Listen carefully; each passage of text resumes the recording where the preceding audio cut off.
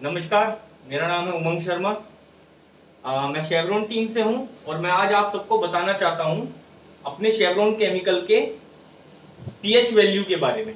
जो हमारे शेवरॉन के केमिकल होते हैं वो तीन टाइप के केमिकल होते हैं। सबसे पहले हमारा न्यूट्रल केमिकल होता है, फिर एल्कालाइन होता है, फिर एसिडिक होता है।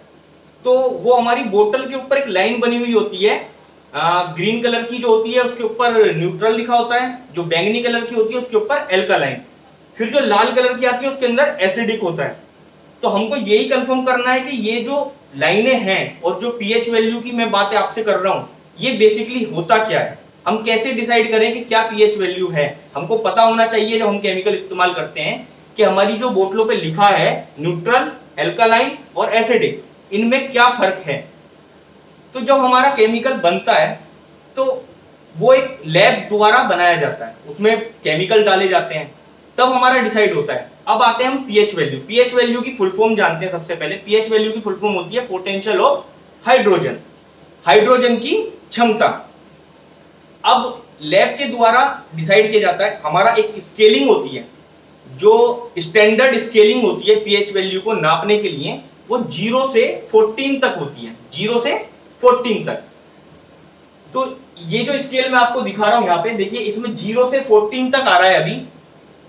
अब इस वाली स्केल में आप देखेंगे 0 से जो 6 तक आ रहा है, 0 से जो 6 तक आया है वो एसिडिक आ रहा है। जो हमारा 7 नंबर है मिडिल में वो न्यूट्रल है। उसके आगे जो 8 से लेके 14 तक आ रहा है वो हमारा एल्कलाइन है। अब इसको नापने के लिए क्या करते हैं, हमारे लैब में जहां पे हमारे केमिकल बनाए जाते हैं, स्पेशली मैं शेवरॉन के बारे में बात करूंगा, जहां पे हमारे केमिकल बनाए जाते हैं वहां लैब में हम इसको चेक करते हैं। तो इन नंबर, इन स्केलिंग के द्वारा डिसाइड किया जाता है कि जो 0 से 6 तक पीएच वैल्यू आएगी वो हमारा एसिडिक केमिकल होगा, और जो हमारा 7 नंबर आएगा पीएच वैल्यू को नापते समय पे वो हमारा न्यूट्रल केमिकल होगा। उसके आगे फिर 8 से लेके जो 14 तक केमिकल आ रहा है हमारा वो एल्कालाइन होगा। तो ये बेसिकली हमारा पीएच वैल्यू का एक मोटा मोटा मैंने आपको बताया कि ये हमारा होता है। अभी मैं आपको थोड़ा केन के साथ में बताना चाहूंगा कैसे होता है। देखिए सबसे पहले जो हमारा केमिकल है वो ये S1 है, ठीक है। ये केमिकल हो गया आपका जर्म फ्री। आप देखिए ये पट्टी बनी हुई है इसके ऊपर ग्रीन कलर की, इसके अंदर क्या लिखा हुआ है, न्यूट्रल केमिकल। तो न्यूट्रल केमिकल का मैंने आपको स्केलिंग बताई थी। क्या ये न्यूट्रल कैसे बना, इसके ऊपर ये न्यूट्रल बना है इसके ऊपर पीएच वैल्यू की स्केलिंग के द्वारा। किसके द्वारा, पीएच वैल्यू की स्केलिंग के द्वारा ये न्यूट्रल केमिकल बना है। जब इसको लैब में नापा गया, इसकी वैल्यू नापी गई, तो इसकी जो वैल्यू निकल के आई वो 7 नंबर आई। तो 7 नंबर को मैंने क्या बताया था आपको, न्यूट्रल केमिकल। तो वो ही इसके ऊपर फिर जब ये न्यूट्रल केमिकल है तो इसके ऊपर ये ग्रीन कलर की पट्टी और न्यूट्रल लिखा गया। अब नेक्स्ट आते हैं हम लोग एल्कालाइन पे। देखिए ये हमारा S9 सुपर क्लीन केमिकल है। इसके ऊपर आपको दिख रही है बैंगनी कलर की लाइन बनी हुई है और इसके अंदर क्या लिखा हुआ है, एल्कालाइन। अब ये कैसे हमने डिसाइड किया, एल्कालाइन डिसाइड करने के लिए हमको क्या करना होता है, जो 7 नंबर से आगे की वैल्यू है, जो 7 नंबर से आगे की वैल्यू मतलब 8 से लेके 14 तक जो हमारे स्केलिंग में आ रही है वो हमारा केमिकल कौन सा हो गया, एल्कालाइन। अभी आते हैं नेक्स्ट केमिकल, फिर कौन सा, एसिडिक। एसिडिक पे आप देखिए ये हमारा S6 super lime plus chemical है, शेवरॉन का है ये केमिकल, सारे केमिकल शेवरॉन के हैं।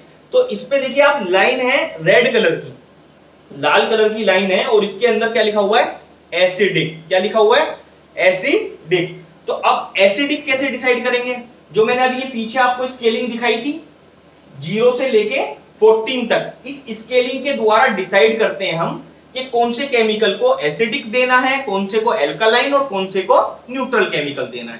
तो 0 से जो 6 तक मैंने आपको बताया था वो आ रहा है आपका एसिडिक केमिकल। तो इसीलिए जब इसकी वैल्यू नापी गई बनाने के बाद में, तो इसकी जो वैल्यू निकल के आई वो 0 से 6 के बीच में आई। तो इसका हमने एसिडिक लाल कलर की पट्टी डाल के इसके आगे लिखा। तो अभी मैंने आपको वर्बली जो बताया है पीएच वैल्यू, ये हमारे लिए बहुत इंपॉर्टेंट चीज है केमिकल के रिगार्डिंग, ये हमको जानना चाहिए पीएच वैल्यू होता क्या है। तो मैंने अभी आपको वही बताने की कोशिश करी है पीएच वैल्यू। पीएच वैल्यू की फुल फॉर्म मैं आपको फिर से बताता हूं, पोटेंशियल ऑफ हाइड्रोजन, मतलब हाइड्रोजन की क्षमता। तो जिस केमिकल में हमारा 7 नंबर मिडिल में होता है, 7 नंबर मिडिल में होता है, तो वो क्या हो गया, न्यूट्रल।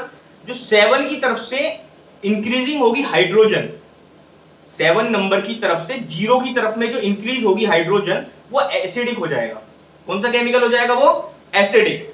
और जो 7 नंबर से 14 की तरफ इंक्रीज होगा, उसको बोलते हैं increasing hydroxide alkaline chemical. Clear है? तो ये ही हमारी पीएच वैल्यू होती है। तो ये हमको सबको पता होना चाहिए केमिकल इस्तेमाल करने से पहले कि पीएच वैल्यू क्या होती है। और इस केन के ऊपर में जो लिखा होता है, न्यूट्रल केमिकल, एल्कालाइन केमिकल और एसिडिक केमिकल, स्केलिंग के द्वारा।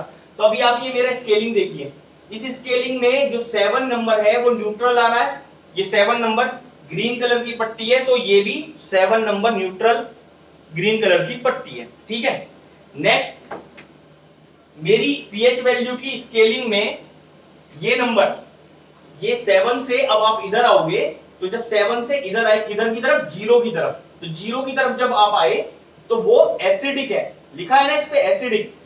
देखिए ये एसिडिक है, लाल कलर की पट्टी है, ये एसिडिक केमिकल है। अभी आप पीएच वैल्यू की स्केलिंग में 7 ये हो गया, और 7 से आप 14 की तरफ आओगे, तो ये जो आप 14 की तरफ आए, 7 से 8 से, मतलब 7 न्यूट्रल है हमारा, 8 से जो 14 की तरफ आए वो हमारा एल्कालाइन है, ये रहा। तो ये बेसिकली हमारा जो केमिकल है ये एल्कालाइन है। तो ये क्लियर हो गया ना। हमारी पीएच वैल्यू जो नापी जाती है वो इस स्टैंडर्ड स्केलिंग के द्वारा नापी जाती है। जो पीएच वैल्यू को नापने की स्टैंडर्ड स्केलिंग होती है वो 0 से 14 होती है। मैं आपको दोबारा बताता हूं, पीएच वैल्यू को नापने की जो स्टैंडर्ड स्केलिंग होती है वो 0 से 14 होती है। इस 0 से 14 के अंदर ही हमको डिसाइड करना होता है कि हमारा कौन सा केमिकल पर्टिकुलर, अभी स्टैंडर्ड ये है कि 7 न्यूट्रल, ये एसिडिक और ये वाला न्यूट्रल एल्कालाइन, सॉरी।